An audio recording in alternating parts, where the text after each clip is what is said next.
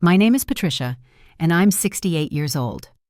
The day my son Brian showed up at my door with concerns about my well-being, I should have known something was wrong, especially when his wife Jessica sat waiting in their brand new Tesla, engine running, never bothering to come inside. 3 months later, I found myself in a cramped room at Desert View Care Center, eating lukewarm oatmeal while scrolling through Jessica's Instagram posts of their European vacation, paid for with the $450,000 they got from selling my condo. What they didn't know was that my late husband Jack had left me something more, 8 rental properties worth over $2 million that I'd never mentioned to anyone. When Brian discovered this through an accidental call from my property management company, he and Jessica suddenly became the most devoted son and daughter-in-law imaginable, demanding I create a 3-generation trust fund to protect the family legacy. Before I tell you what happened when we walked into that Wells Fargo branch, please take a moment to like and subscribe, but only if you truly enjoy this story. Where are you watching from, and what time is it there? Let me take you back to that afternoon when everything began to unravel. It was a Tuesday in June when Brian knocked on my door at 2 p.m. Unusual, since he typically only visited on holidays or when he needed something. His face wore that expression I'd seen before, the one he'd perfected as a teenager when asking for money. Concerned eyebrows, slight head tilt, voice pitched just a bit higher than normal. "Mom, we need to talk about your future," he said, settling into Jack's old armchair without invitation. "Jessica and I have been worried. Yesterday, Mrs. Henderson from next door called. She said you left your stove on again." I hadn't. Mrs. Henderson, bless her nosy heart, often confused my apartment with 4B down the hall. But I didn't argue. At 68, I'd learned that sometimes defending yourself only makes you look more guilty. "I'm fine, Brian. Just a little forgetful sometimes. Everyone my age—" "That's exactly what worries us," he interrupted, pulling out a manila folder from his briefcase. "Mom, you're not getting younger. What if something happens? What if you fall? What if there's a fire?" The papers he spread on my coffee table looked official. Medical forms, insurance documents, something with power of attorney printed at the top. My reading glasses were in the bedroom, but Brian was already guiding my hand to the signature lines. "This is just temporary," he assured me, his hand warm on my shoulder. "We're looking at some wonderful senior communities, places where you'll have friends, activities, proper medical care. Doesn't that sound nice?" It did sound nice, the way he described it. After Jack passed 2 years ago, the loneliness had settled into my bones like arthritis. Maybe Brian was right. Maybe I needed help. The pen felt heavy in my hand as I signed my name, Patricia Morrison, on document after document, trusting my only child to take care of me the way I'd taken care of him for 42 years. 3 days later, Brian arrived early with coffee and my favorite blueberry muffins from the bakery downtown. "Ready for your new adventure, Mom?" His smile seemed genuine, and for a moment I felt grateful to have raised such a caring son. The drive should have been my first warning. Instead of heading toward Scottsdale, where the nice facilities were, Brian turned south, past the industrial district, past the last of the shopping centers, into a neighborhood where pawn shops outnumbered grocery stores. Desert View Care Center sat between a check-cashing place and an abandoned strip mall, its stucco walls the color of old newspapers. "This is temporary," Brian said quickly, seeing my face. "Just until we get the insurance sorted out. 6 weeks, maximum." The lobby smelled like disinfectant, fighting a losing battle against something worse. A woman in a stained uniform led us down a narrow hallway where fluorescent lights flickered like dying fireflies. Room 23 was 8 feet by 10 feet, containing a single bed with a plastic mattress, a particle board dresser, and a window facing a concrete wall. "Where are my things?" I asked, noticing Brian hadn't brought any of my suitcases from the car. "Jessica's packing them now. We'll bring everything tomorrow." He kissed my forehead, the first time he'd shown affection in years, and practically ran toward the exit. "The staff has my number if you need anything." When Brian's car disappeared around the corner, I sat on that hard bed and wondered how I'd gotten here. The woman who'd raised a son alone while working 2 jobs, who'd saved every penny to put him through college, who'd nursed Jack through his final months, reduced to a narrow bed in a place that smelled like defeat. That night, dinner was served at 4:30 p.m. rubbery chicken, instant mashed potatoes, and green beans that had surrendered their color to the steam table. I thought about the dinner parties Jack and I used to host, the Thanksgiving spreads I'd cooked for 20 people, the birthday cakes I'd baked from scratch for Brian every year until he turned 30 and told me he was too old for that stuff. Tomorrow, I told myself, tomorrow Brian would come with my things and we'd sort this all out. Tomorrow never came the way I expected. 2 weeks passed before I accepted that Brian wasn't coming back with my belongings. The first week, I made excuses. He was busy with work, Jessica must be sick, maybe their car broke down.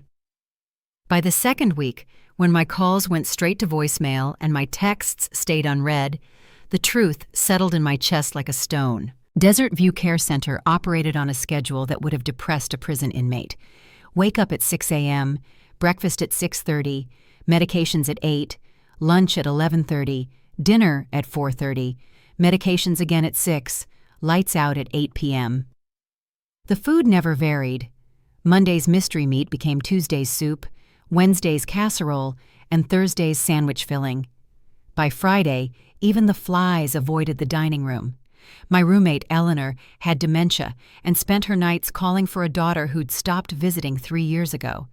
The walls were so thin, I could hear Mr. Jameson in room 24 crying every morning at 3 a.m., mourning a wife who'd been gone since Clinton was president. This wasn't a care center. It was a warehouse for the forgotten. Then Maria walked into my life. She appeared on a Wednesday morning, pushing a medication cart that actually had all 4 wheels working, a minor miracle at Desert View. Unlike the other staff who moved through the hallways like ghosts, Maria made eye contact. She smiled. She asked my name and actually waited for the answer. "Patricia," I told her, surprised by how hoarse my voice sounded. "Patricia Morrison." "Beautiful name," she said, checking my chart. "I'm Maria Rodriguez. I just started this week. How are you feeling today, Patricia?" How was I feeling? No one had asked that question since I'd arrived. "I'm adjusting." Maria sat on the edge of my bed, another first, as the other nurses acted like the residents might be contagious. Adjusting is a nice way to put it. This place is pretty awful, isn't it? Her honesty shocked a laugh out of me. "That's one way to describe it. Well, I can't fix the whole place, but I can make sure you're comfortable. What do you need?" What did I need? My home, my freedom, my son to remember I existed. A decent cup of coffee would be a start. The next morning, Maria arrived with a thermos of real coffee, not the brownish water they served in the dining room, and a chocolate croissant from a real bakery. "Don't tell anyone," she whispered, winking. "I might start a riot if the others find out." As I bit into that croissant, tasting butter and chocolate for the first time in weeks, I noticed something odd. Maria had a birthmark on her neck, just below her left ear, a small mark shaped like a butterfly. I touched my own neck unconsciously, where an identical mark had embarrassed me as a teenager, until Jack kissed it and called it beautiful. "Patricia?" Maria's voice pulled me back. "You okay?" "Yes, sorry, you remind me of someone." That afternoon, desperate for connection to the outside world, I borrowed Eleanor's phone while she slept and logged into Facebook. What I found made my chest tight with rage. There was Jessica, posing in front of a white Tesla Model X, captioning it, "Dreams do come true, #blessed, #new car smell, #Tesla life." The timestamp? 3 days after Brian had dropped me at Desert View. Scrolling further, I found photos of my condo, my home for 15 years, with a sold sign in front. "Bittersweet day saying goodbye to Brian's childhood home," Jessica had written, "but excited for our fresh start." The selling price was listed in the real estate records, $450,000. $450,000. That's what my freedom cost. But as I sat there shaking with anger and betrayal, I remembered something Brian didn't know. Something I'd never told him because Jack made me promise to keep it secret until the right time. 8 rental properties across Phoenix, all paid off, all generating income, all in my name alone. Jack had built that portfolio slowly over 30 years, insisting it was our insurance policy against the world. "Never let them know everything, Patricia," Jack had said from his hospital bed. Not even Brian. Especially not Brian. I thought he was being paranoid. Now I understood he'd known our son better than I had. The call that changed everything came on a Thursday afternoon. I was in the common room pretending to watch a game show with 3 other residents who'd forgotten the rules of Wheel of Fortune when Maria rushed in with the facility's shared phone. "Patricia, there's a call for you. They say it's urgent." My heart jumped. Maybe Brian had finally remembered his mother existed. But the voice on the other end wasn't my son's. "Mrs. Morrison, this is David Brennan from Phoenix Property Management. I'm sorry to bother you, but we've been trying to reach you for weeks. There's an issue with one of your properties." I gripped the phone tighter, glancing around to make sure no one was listening too closely. "What kind of issue?" "The tenant at your Camelback property wants to renew their lease, but they're requesting some repairs first. Nothing major, just the air conditioning unit and some plumbing work. Should run about $3,000. Shall I proceed with the repairs and lease renewal?" "Yes," I managed, my mouth dry. "Handle it as you see fit." "Excellent. Oh, and Mrs. Morrison, your quarterly statement shows all 8 properties are performing well. The total rental income this quarter was $67,000. Would you like me to mail the statement to your new address?" $67,000 per quarter. I'd been sitting on over $250,000 in annual rental income while eating mystery meat in a cut-rate nursing home. "Actually, Mr. Brennan, could you email it instead to my private email?" "Of course. Oh, wait, I just realized I called your old number by mistake. This isn't your cell phone, is it?" "No, this is my temporary residence." "I see. Well, your son Brian just called our office 10 minutes ago asking about your properties. I didn't give him any information, of course. He's not on any of the accounts. But I thought you should know." My blood turned cold. "Brian called you?" "Yes, ma'am. He said he was handling your affairs now. When I asked for documentation, he hung up." "Mrs. Morrison, is everything all right?" "Everything's fine," I lied. "Thank you for protecting my privacy, Mr. Brennan." After I hung up, Maria found me still sitting there, staring at the phone like it might bite me. "Patricia, you look pale." "You look—" My son just found out about something I never told him about. Maria sat beside me, her presence oddly comforting. "Money." "How did you know?" "It's always money with family, isn't it?" She had a sad smile that made her look older than her 30-something years.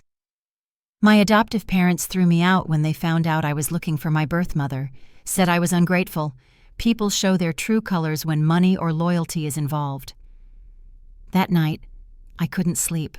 Not because of Eleanor's calling or Mr. Jameson's crying, but because I knew Brian would come. The son who hadn't visited in 6 weeks would suddenly remember his dear old mother the moment he smelled $2 million in real estate. I was right. 3 days later, Friday afternoon, my door burst open like a scene from a soap opera. There stood Brian, holding a bouquet of grocery store flowers, with Jessica behind him carrying a box of expensive chocolates. "Mom!" Brian's voice dripped with false concern. "I'm so sorry it's been so long. Work has been absolutely insane, and Jessica's mother was sick and—" "Save it," I said, not looking up from my book. "Mom?" His voice cracked with surprise. The Patricia he knew would never have interrupted him, never been rude. "I said save it. I know why you're here." Jessica stepped forward, her voice honeyed. "Patricia, we don't know what you mean. We're here because we love you. We've missed you so much." I finally looked up, meeting their eyes. "You missed me so much that you sold my condo and bought a Tesla with the money?" Brian's face cycled through emotions, surprise, guilt, then settling on indignation. "That money is for your care, Mom. This place, your medical needs, this place costs $2,000 a month, which you're paying for with my money. That leaves you with about $444,000 in profit. Nice work, son." The flowers dropped from his hand. Behind him, Jessica's mask slipped, showing the calculating woman my son had married. This was going to get interesting. Brian recovered quickly. He'd always been good at thinking on his feet, a skill he'd perfected during his teenage years when I'd catch him sneaking in after curfew. He picked up the dropped flowers, arranged his face into an expression of wounded innocence, and pulled up the visitor's chair. "Mom, I can't believe you'd think that of us. Yes, we sold the condo, but it was for your own good. You couldn't live alone anymore, and the maintenance fees were eating up your savings." "What savings?"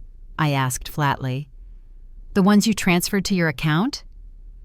Jessica jumped in, her voice pitched high with fake emotion. "Patricia, we're family. Everything we did was to protect you. That condo was too much for you to handle. The stairs, the maintenance, the property taxes. The property taxes I'd paid off for the year. The maintenance I'd prepaid through December. Those burdens." Brian's jaw tightened, a tell he'd had since childhood when caught in a lie. "Mom, you're not thinking clearly. Maybe it's this place. We should have found somewhere better for you." "Oh, now you want somewhere better? After dumping me in this hellhole?" "That's temporary." Brian stood up, pacing the small room. "We were researching better facilities. In fact, that's why we're here. We found a beautiful place in Scottsdale. Private room, gourmet meals, activities." "How much?" I asked. "What?" "How much does this beautiful place cost?" Brian exchanged glances with Jessica. $12,000 a month, but you only got $450,000 for my condo. That would last about 3 years. Then what?" This was the moment they'd been building toward. Jessica sat on my bed, reaching for my hand. I pulled it away. "Patricia," she said softly, "that's actually what we wanted to discuss. We know about the rental properties."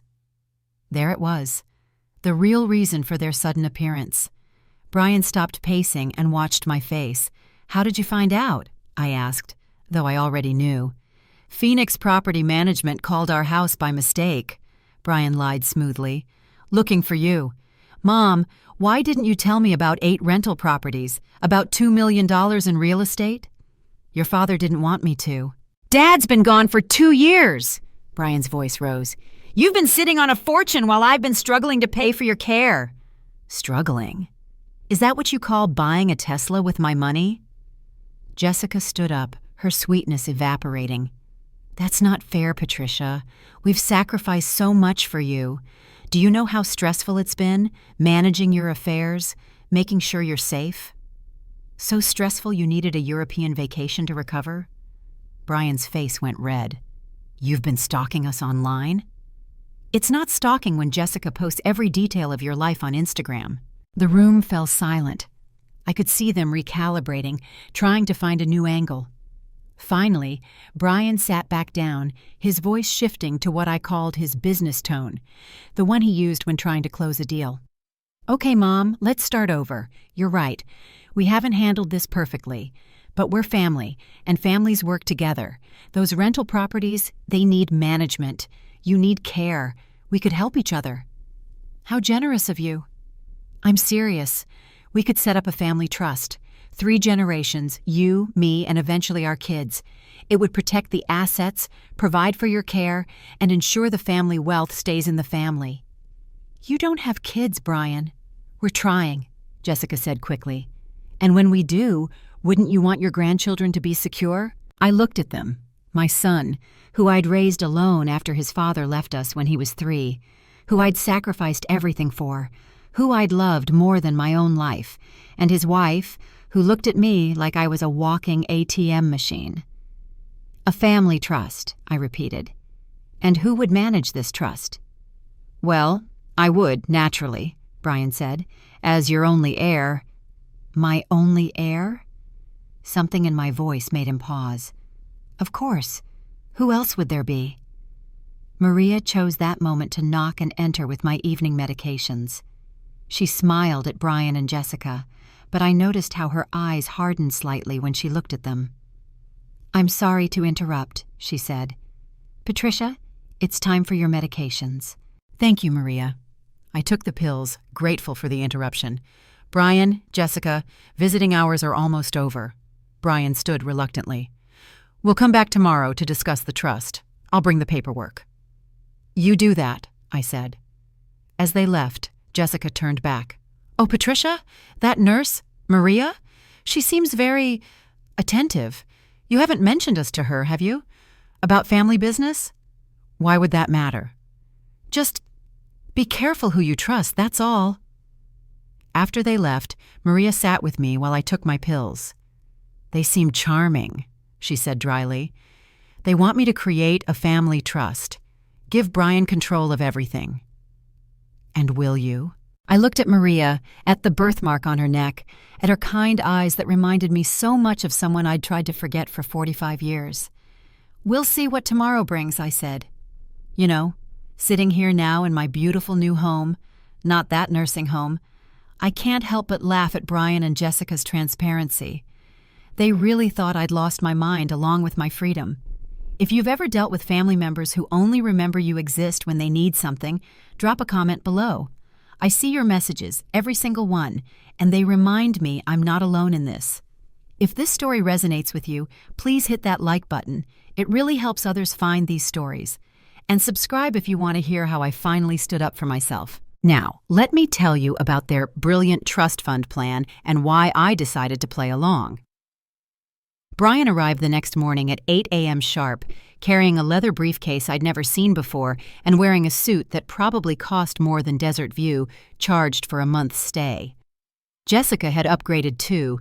Gone were her usual designer jeans, replaced by a conservative dress that screamed trustworthy daughter-in-law.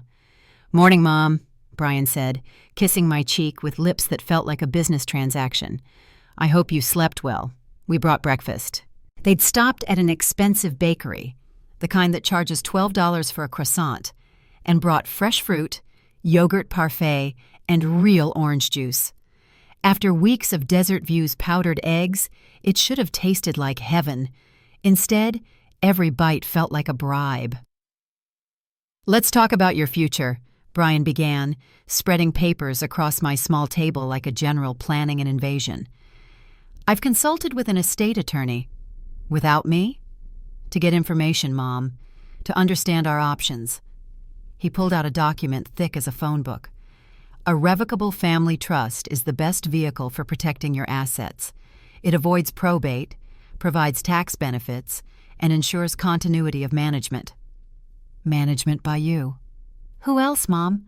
I'm your son, your only family." Jessica leaned forward, her perfume aggressive in the small space. "Patricia, we know this is hard. Admitting you need help isn't easy. But Brian has an MBA from Arizona State. He manages portfolios worth millions at his firm." "Used to manage," I said quietly. Brian's eye twitched. "What?" "You said manages, present tense. But you were laid off 6 months ago, weren't you? Right before you put me in here." The silence stretched until Jessica laughed, a brittle sound like breaking glass. "Where did you hear that ridiculous rumor?" "From Tom Bradley, your former coworker, Brian. He visits his mother here every Sunday, room 31. Brian's face went through several colors before settling on pale. "It was a downsizing, the whole department. The whole department except the people who didn't lose $3 million on a failed cryptocurrency investment. How do you—" "Tom's very chatty. So is his mother. We play cards together."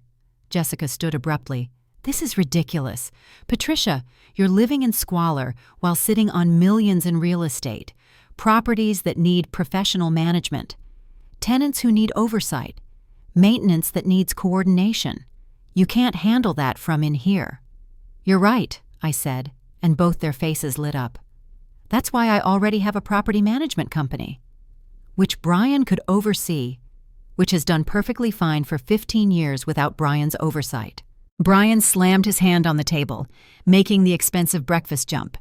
"Damn it, Mom! We're trying to help you." "No, you're trying to help yourselves to my money. There's a difference." "You ungrateful—" Jessica started, but Brian grabbed her arm. "Mom," he said, visibly controlling himself. "Let's be logical. You're 68 years old. You're in a nursing home. You have no other family. What happens to those properties when you die? They go through probate. The government takes 40%. Strangers pick through Dad's legacy. Is that what you want?" "Your father's legacy?" I laughed, but there was no humor in it. "Brian, you hated Jack.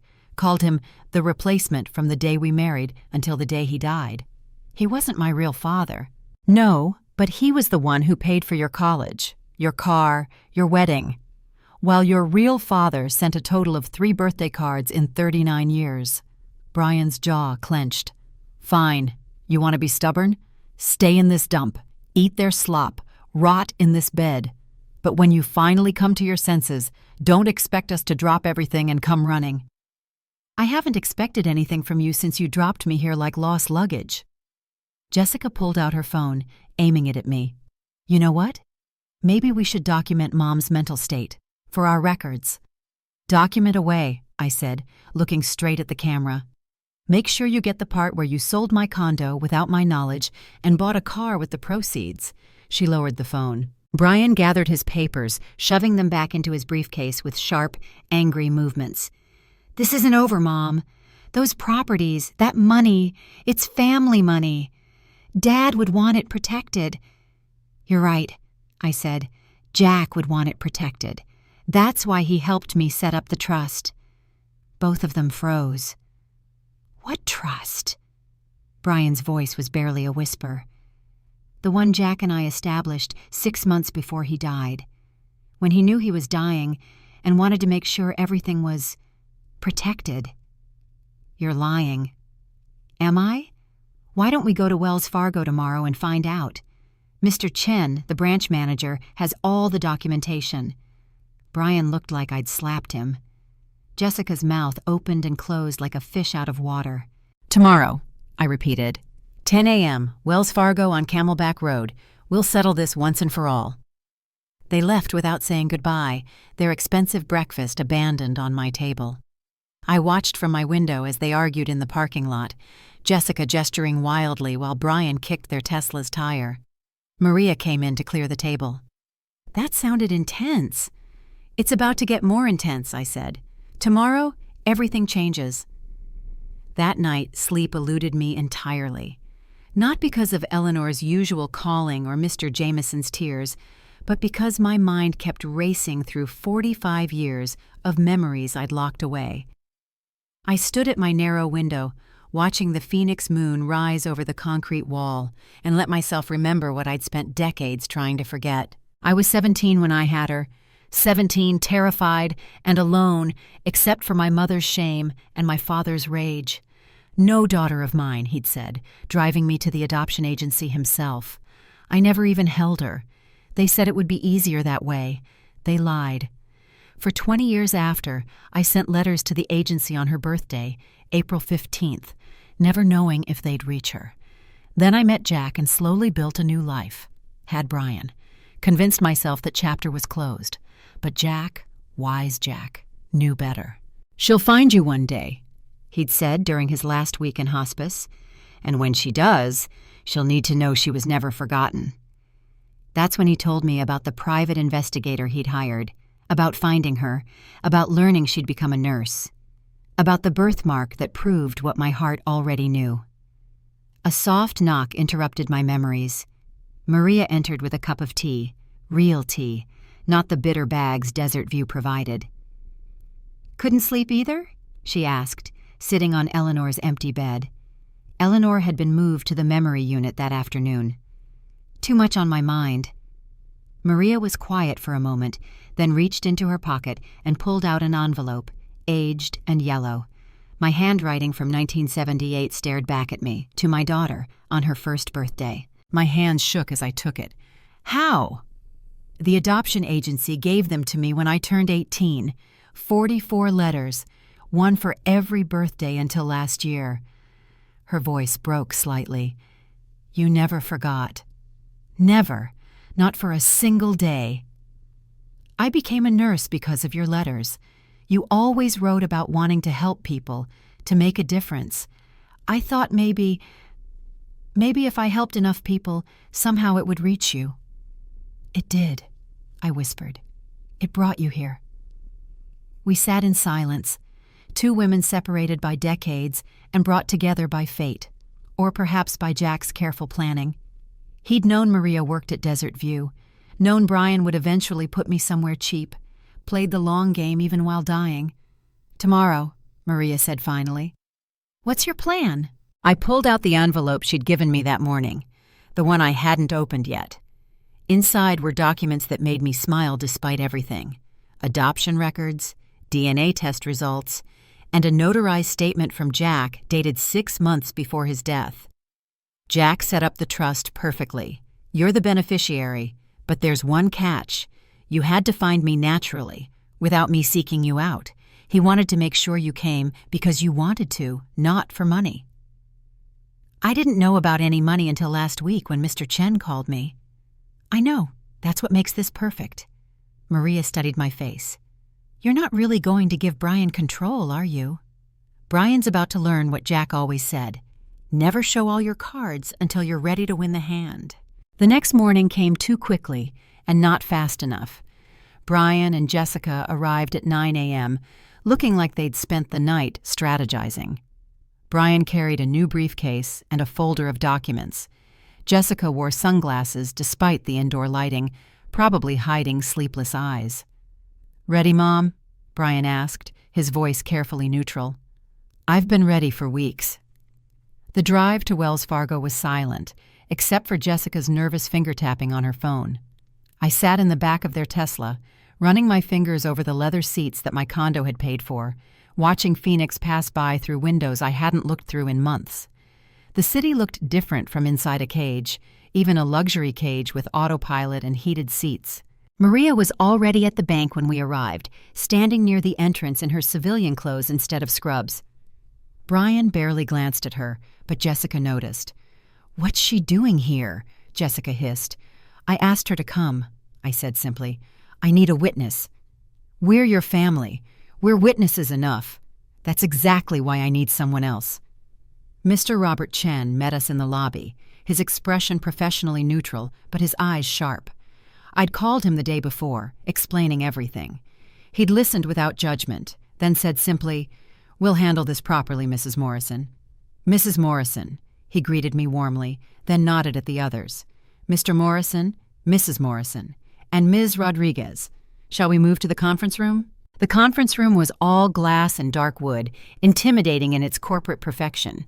Brian immediately took the power position at the head of the table, spreading his documents like armor. "Mr. Chen," Brian began in his best business voice, "we're here to discuss restructuring my mother's assets into a family trust. I've prepared all the necessary documentation." "Actually," Mr. Chen interrupted smoothly, "we're here to discuss the existing trust." The room went silent. Jessica's phone slipped from her fingers, clattering on the glass table. Brian's mouth opened, but no sound came out. This was it, the moment of truth. Mr. Chen opened a leather portfolio with the Wells Fargo logo embossed in gold, his movements deliberate and calm.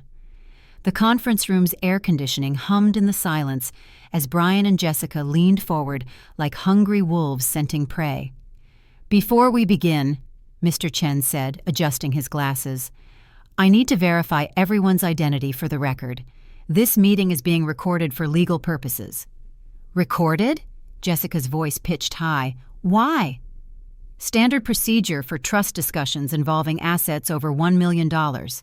He turned to me. "Mrs. Morrison, please state your full name and date of birth." "Patricia Ann Morrison, born March 12, 1955. "Mr. Morrison?" Brian straightened his tie. "Brian James Morrison, born November 8, 1981. "Mrs. Morrison?" "Jessica Lynn Morrison, born September 22, 1985. "And Ms. Rodriguez?" Maria's voice was steady. "Maria Elena Rodriguez, born April 15, 1978. I saw Brian's eyes flicker with confusion at the formal inclusion of Maria, but he was too focused on the portfolio to pay much attention. His fingers drummed against his own documents, the ones he'd paid some lawyer to draft, the ones that would give him control of everything. "Now then," Mr. Chen continued, pulling out a thick document, "the Morrison Family Trust was established on January 15, 2023 by Patricia Ann Morrison and Jack William Morrison." "Jack's been dead for 2 years," Brian interrupted. "He died in February 2023. "The trust was established in January, Mr. Morrison. Your stepfather was quite ill but legally competent. We have extensive documentation, including video testimony of his mental capacity at the time of signing." Brian's face flushed. "Why wasn't I informed? As her son—" "There was no legal requirement to inform you," Mr. Chen said mildly. The trust is revocable by Mrs. Patricia Morrison alone, and she chose to keep its existence private. This is ridiculous, Jessica burst out. Patricia has been in a nursing home. She's clearly not capable of managing complex financial instruments. Actually, Mr. Chen pulled out another document. We have a cognitive evaluation from Dr. Sarah Martinez dated last week confirming Mrs. Morrison's complete mental competence. I smiled slightly. Maria had arranged that evaluation, bringing Dr. Martinez to Desert View under the pretense of a routine checkup. Fine, Brian said through gritted teeth. So there's a trust. I assume as Mom's only heir, I'm the primary beneficiary. We're here to discuss management and distribution. I'm afraid there's been a misunderstanding, Mr. Chen said, his voice gentle but firm. You are not the primary beneficiary. The temperature in the room seemed to drop 10 degrees. Brian's drumming fingers froze mid-tap. Excuse me? His voice was dangerously quiet. The primary beneficiary of the Morrison Family Trust is Ms. Maria Elena Rodriguez. Jessica laughed, a harsh, disbelieving sound. The nurse? You're leaving everything to the hired help? Mom, has she been drugging you? Manipulating you? I'd be very careful about making accusations, Mrs. Morrison, Mr. Chen warned. Slander is a serious matter. Brian stood up so fast his chair rolled backward into the glass wall. This is insane. She's taking advantage of a vulnerable elderly woman. We'll contest this. No court in the world would uphold... Mr. Morrison. Mr. Chen's voice cut through Brian's tirade like a blade. Please sit down. There's more. Brian remained standing, his hands flat on the table, leaning forward aggressively. More? What more could there be? This woman has stolen my inheritance. Your inheritance? I finally spoke, my voice calm. Brian, you already took your inheritance.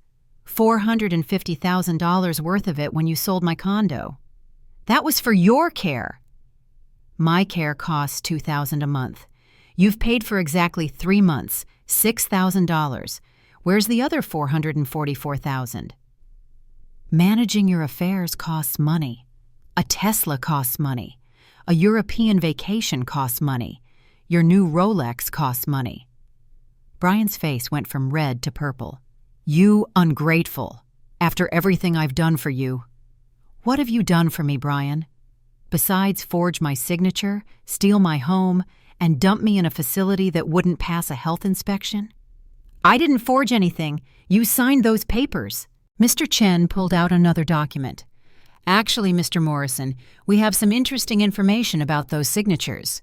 He slid a paper across the table. This is an affidavit from Handwriting Experts, LLC, comparing the signatures on the condo sale documents with Mrs. Morrison's verified signature on file with us. Would you like to guess what they found? Brian sank into his chair, his face now pale. Furthermore, Mr. Chen continued, we have a statement from Desert View Care Center showing that you listed yourself as Mrs. Morrison's legal guardian and power of attorney, positions you don't actually hold. That's fraud, Mr. Morrison. Jessica grabbed Brian's arm. We should go. We need a lawyer. Oh, you'll definitely need a lawyer, Mr. Chen agreed. But first, don't you want to know why Ms. Rodriguez is the beneficiary? Despite everything, I could see the question burning in Brian's eyes. The same question that had probably kept him up all night. Why her? Yes, he said hoarsely.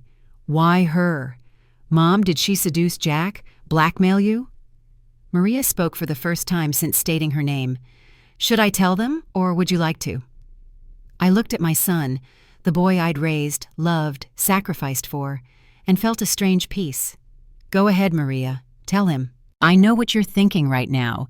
Who is Maria really? Why would I leave everything to a nurse I'd known for just a few months? Well, my dear viewers, the truth is about to shake Brian even more than losing the money. If you've already figured it out from the clues I've dropped, you're sharper than my son ever was. This is the part where everything Jack planned comes together. If you're still watching, hit that like button because the next revelation is going to be worth it. And please, Share this story with anyone who needs to hear that sometimes family isn't about blood. It's about who shows up when you need them most. Now, let Maria tell Brian the truth. Maria stood slowly, reaching into her purse to pull out a manila envelope that looked identical to the one Brian had brought. But while his contained documents of greed, hers held decades of truth. "Brian," she said, her voice steady but not unkind, "I want you to know that I never intended to take anything from you. I didn't even know about the trust until last week." "Spare me the act," Brian spat. "You saw a vulnerable old woman with money and you pounced." "I saw my mother for the first time in 45 years. The words hung in the air like a physical presence. Jessica's sunglasses slipped down her nose. Brian's mouth moved, but no sound emerged. Even Mr. Chen, who knew the truth, seemed affected by the weight of the moment. "That's impossible," Brian finally whispered. "Mom had me when she was 25. She was married to my dad." "Your dad who left when you were 3? I interrupted. "Brian, I was 17 when I had Maria. 17 and terrified. My parents forced me to give her up for adoption." Maria pulled out the first document, a birth certificate from Phoenix General Hospital dated April 15, 1978. Mother, Patricia Ann Daniels, my maiden name. Father, unknown. Child, baby girl Daniels, adopted by the Rodriguez family of Tucson. "No," Brian shook his head violently. "No, this is fake. This is a scam." The next document was a DNA test from 2 weeks ago, 99.97% probability of maternal relationship between Patricia Morrison and Maria Rodriguez. "Jack knew," Maria continued quietly. "He hired a private investigator when he got sick. Found me working as a nurse in Tucson. He never contacted me directly, but he kept tabs, waiting." "Waiting for what?" Jessica demanded. "For Brian to show his true colors," I said flatly. "Jack never trusted you, Brian. He saw how you treated him, with contempt when he was healthy, with greed when he was dying. He predicted almost exactly what would happen." Maria pulled out a sealed envelope marked, "To be opened only after trust activation." She broke the seal and read Jack's handwriting. "If you're reading this, then Brian has done exactly what I expected. Abandoned Patricia for money. Maria, I hired you at Desert View through my connection with the board. I knew Brian would put Pat somewhere cheap, and Desert View was the cheapest. I wanted you two to find each other naturally, without interference. Patricia, my darling wife, you have 2 children, one who shares your blood but not your heart, and one who shares your heart and, as it turns out, your blood. The choice was always yours, but I wanted to make sure you had all the information. All my love, Jack." Brian stood up again, this time backing away from the table like it was contaminated. "This is illegal. Manipulation. Fraud. I'll sue everyone. The bank, the nursing home, her." "On what grounds?" Mr. Chen asked calmly. "Mrs. Morrison is mentally competent. The trust is legal. Miss Rodriguez is her biological daughter, confirmed by DNA. You, Mr. Morrison, are the one who committed fraud by forging signatures and false representation." "She abandoned her." Brian pointed at Maria. "Gave her away. She has no rights." "I was 17, I said quietly. "A child myself. And I never forgot her. Never stopped loving her. Never stopped writing to her." Maria added softly, 44 letters. One every birthday until last year, when she couldn't write anymore because someone put her in a nursing home and took away her belongings. "But I'm your son!" Brian's voice cracked like a teenager's. "I'm the one you raised. I'm the one who—" "Who what, Brian? Who visited me on holidays when you needed money? Who forgot my birthday 5 years running? Who put me in a home and sold everything I owned?" "That's different. I had expenses. Jessica and I are trying to have a baby." "No, we're not," Jessica said suddenly. Everyone turned to stare at her. "What?" Brian's voice was barely a whisper. "I'm on birth control, Brian. Have been for 2 years. I'm not bringing a child into this disaster of a marriage." She stood, gathering her purse. "And I'm done. The prenup you insisted on means I get nothing anyway, right? Keep your Tesla. I'm calling my sister." She walked out, her heels clicking on the marble floor with finality. Brian collapsed into his chair, looking suddenly smaller, older, defeated. "Mom, please, I'm sorry. I made mistakes, but I'm your son. Your real son." "You're right," I said. "You are my son, which is why you're not cut out entirely." His head snapped up, hope flickering in his eyes. Mr. Chen pulled out one final document. "Mr. Brian Morrison is entitled to a one-time payment of $50,000, contingent on signing a non-contestation agreement and returning all assets taken from Mrs. Morrison's condo sale." $50,000? The properties are worth $2 million, which you would have inherited if you hadn't tried to steal it first, I said. $50,000 is more than you deserve, but less than you need to learn a lesson. "And if I don't sign?" "Then Mrs. Morrison presses charges for fraud, elder abuse, and theft. The choice is yours." Brian looked around the room, at the mother he'd betrayed, the sister he never knew existed, the bank manager who held his future in a folder. His shoulders slumped in defeat. "Where do I sign?" As Brian signed the papers with shaking hands, I watched the son I'd raised disappear into the stranger he'd become. But there was still one more truth to reveal, one more layer Jack had carefully orchestrated. "There's something else," Maria said quietly after Brian finished signing. She pulled out a photograph from her envelope, old, faded, but clear enough. It showed a young man in a military uniform standing next to a teenage girl who looked exactly like I had at 17. Brian glanced at it without interest, then froze. His eyes widened as he really looked at the photo. That's Dad, my biological father." "Thomas Mitchell," Maria confirmed. "He was 18 when Mom got pregnant with me. He joined the Army to escape the responsibility. 3 years later, he came back, convinced Mom to marry him, and you were born." The blood drained from Brian's face. "We're full siblings?" "We have the same parents," Maria said simply. "He left again when you were 3, couldn't handle fatherhood any better the second time. Mom raised you alone while I was raised by strangers, both of us abandoned by the same man." Brian's hands trembled as he held the photograph. For the first time since he'd walked into the bank, I saw genuine emotion crack through his greed. Not anger or frustration, but actual pain. "Why didn't you tell me?" he whispered, looking at me. "Would it have mattered? You barely acknowledged Jack as your stepfather. You resented him for not being your real dad, even though he was more of a father to you than Thomas ever was." "But a sister. I had a sister all along." Maria leaned forward. "Brian, I want you to understand something. I didn't come to Desert View for money. I didn't know about the trust. I came because I'd been searching for our mother for 20 years. The private investigator Jack hired, he didn't recruit me. He found me already looking." She pulled out another set of papers, receipts from other private investigators, dating back to 2003.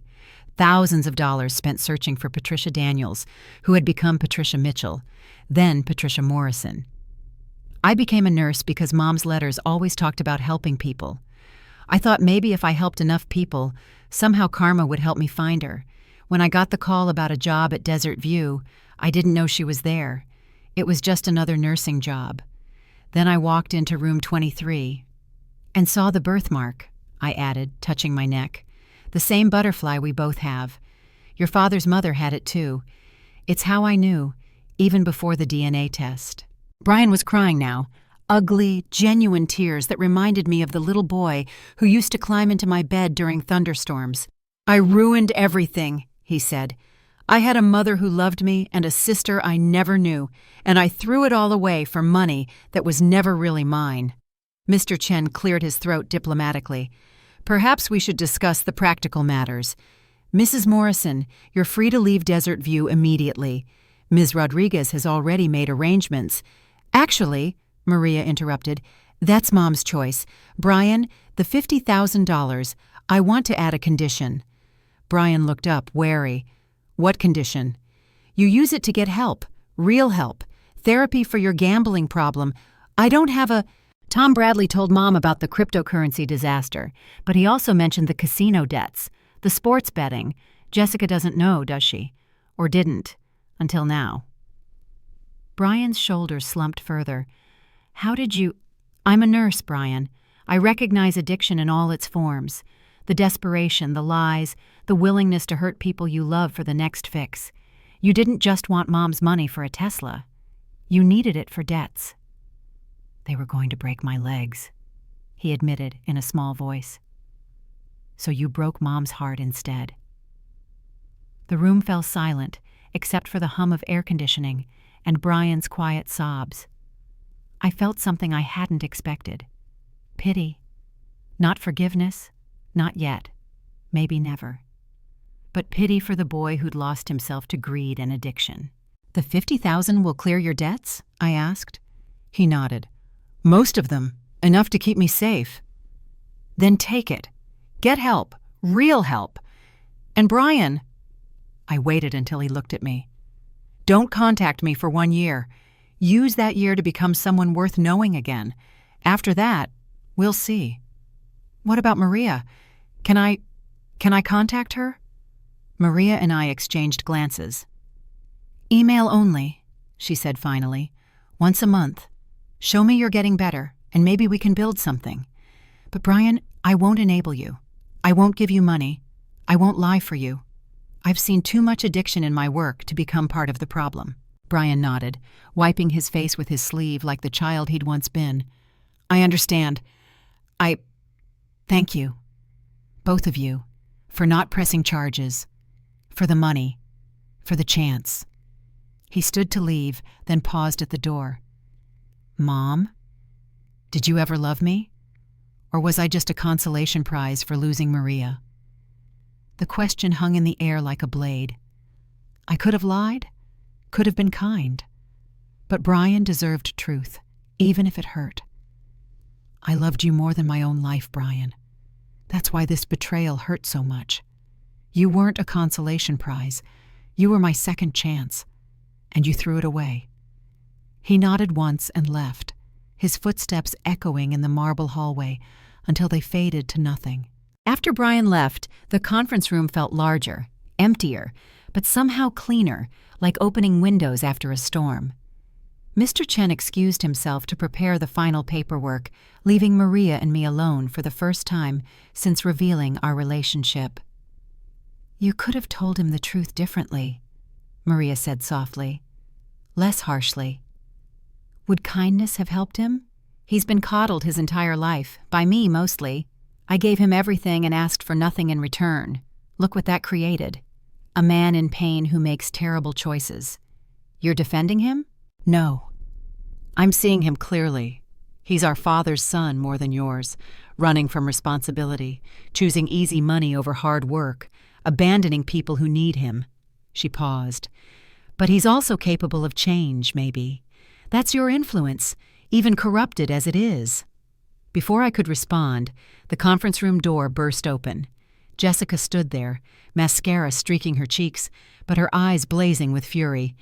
You think you've won? She snarled at me. You think this is over? Mr. Chen appeared behind her, security guards flanking him. Mrs. Morrison, you need to leave. I have power of attorney. She waved a document wildly.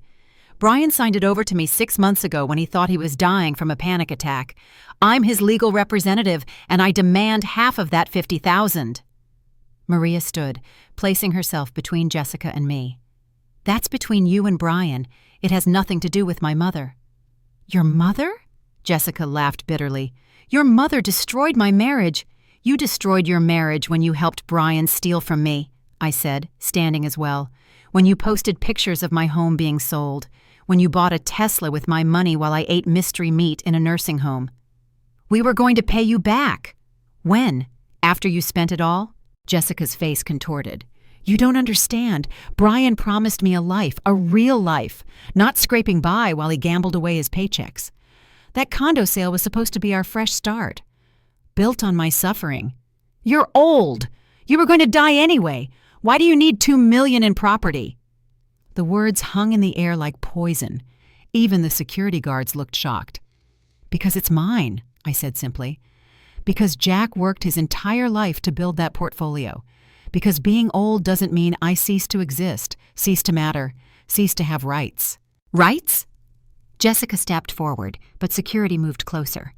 What about my rights? I gave Brian 5 years, supported him through 3 job losses, covered for his gambling, lied to my family about where our money went. I earned that money.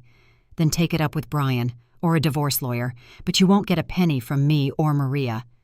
Jessica turned to Maria, desperation replacing anger. You don't know what you're getting into. She's manipulative. She turned Brian against his own father. The father who abandoned both his children? Maria asked calmly. That father? She poisoned him against every relationship, made him dependent on her. Why do you think he's so screwed up? I felt the words hit like physical blows. There was truth mixed with the venom. I had held Brian too close, given too much, enabled his worst traits by never saying no. You're right, I admitted, and Jessica's mouth fell open. I failed Brian by loving him wrong, by giving him everything except boundaries, by teaching him he was entitled to take without giving back. But you helped him become worse, not better. You fed his greed instead of challenging it. Jessica deflated, the fight leaving her as quickly as it had come. We were perfect for each other, weren't we? 2 broken people breaking everything we touched. You can still change, Maria offered gently. Both of you can. With what? I have nothing. The prenup Brian insisted on leaves me with exactly what I brought in, debt from student loans, and a 10-year-old Honda Civic. Mr. Chen cleared his throat. Actually, Mrs. Morrison, Jessica, there's a provision in the trust. Mrs. Patricia Morrison has authorized a one-time payment of $10,000 to you, contingent on you signing the same non-contestation agreement as Brian. Jessica's eyes widened. Why? Why would you do that? Because you're 28 years old, I said. Because everyone deserves a second chance.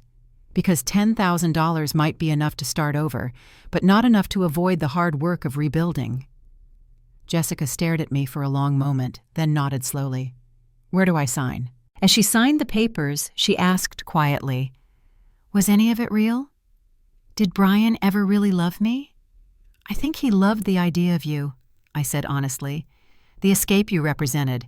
But Brian doesn't know how to love people, only what they can give him. I'm afraid that's my fault. She left without another word, taking her broken dreams and $10,000 toward whatever future she could build. 6 months later, I stood in the garden of my new home. Not a mansion, not a luxury condo, but a modest 2-bedroom house in central Phoenix with a real garden and windows that actually opened. Maria lived in the guest house out back, close enough to share morning coffee, but far enough to maintain our independence. The rental properties continued generating income, now properly managed by both of us. We'd sold 2 of them to establish the Patricia Morrison Foundation for Abandoned Elderly, providing legal aid to seniors whose families had committed financial abuse. In our first 3 months, we'd helped 12 people escape situations like mine. Mom, Maria called from the back door, you have a visitor. I turned, expecting perhaps Mr. Chen with more paperwork, or maybe Tom Bradley's mother from Desert View. Instead, Brian stood at the garden gate, 50 pounds thinner, wearing a simple t-shirt and jeans instead of his usual designer clothes. Hello, Mom. It hasn't been a year, I said carefully. I know, but I'm leaving for Utah tomorrow. There's a treatment facility there, 6 months inpatient for gambling addiction. Real treatment. Not the outpatient stuff I've been failing at. I wanted to see you before I left. He looked different, not just thinner, but clearer somehow. The desperate hunger that had lived in his eyes was replaced by something I hadn't seen since he was young, vulnerability. Jessica? I asked. Divorced. Final papers last month. She's in graduate school now, becoming a therapist. Says she wants to help people instead of hurting them. He almost smiled. We text sometimes. Not about reconciliation, just acknowledgement of what we did, what we became. Maria joined us in the garden, and Brian's face softened when he saw her. I've been reading your emails, she told him. Every month, like you promised. I'm trying, he said simply. It's harder than I thought, becoming a real person instead of a parasite. Parasites don't seek treatment, Maria observed. They just find new hosts. We stood there, the three of us, in the garden Jack had never seen but somehow orchestrated. The afternoon sun cast long shadows, and I could hear children playing in the neighborhood, the sound of normal life I'd missed so much at Desert View. "I brought something," Brian said, pulling out a small wrapped package. "Not for you to forgive me, just because I saw it and remembered." Inside was a ceramic butterfly, painted in blues and greens. When I was teaching Brian to paint when he was 7, he'd been obsessed with butterflies. We'd made dozens of them, covering the refrigerator with paper wings. "You kept one?" I asked, my voice catching. "In my desk drawer at every job I ever lost. It reminded me of when I was still good, when you still liked who I was." He cleared his throat. "I want to be someone you can like again. Not now, maybe not ever, but I want to try." "Email Maria from Utah," I said. "Real emails, not the surface stuff you've been sending. Tell her who you really are, the good and the bad. Let her know her brother." "And you?" "One step at a time, Brian. Trust is earned in drops and lost in buckets. You emptied the bucket. It's going to take time to fill it again." He nodded, understanding more than the old Brian ever could have. As he turned to leave, he paused. "Mom, that ceramic butterfly. I made 2 that day. You kept the other one, didn't you? It's in my jewelry box. It always has been. Even at Desert View. Especially at Desert View. It reminded me that you were once capable of creating beautiful things instead of destroying them." After he left, Maria and I sat in the garden as the sun set over Phoenix. The desert air cooled, and somewhere a mockingbird began its evening song. "Do you think he'll make it?" Maria asked. "I don't know, but he's trying. That's more than his father ever did." "Our father," she corrected gently. "No," I said firmly. "Jack was your father in every way that mattered. He found you, protected you, made sure you'd be okay. Thomas was just biology. Family isn't blood. It's who shows up when you need them most. This is Patricia, sharing my story from my garden, where butterflies now visit freely. If you've stayed with me this long, you understand that setting boundaries isn't cruel. It's necessary. Sometimes the family we choose, or who choose us, matter more than the family we're born into. If my story gave you strength to stand up for yourself, please share it. Someone out there needs to hear that it's never too late to reclaim your life. Like and subscribe if you believe in second chances, but also in consequences. What boundaries do you need to set in your own life?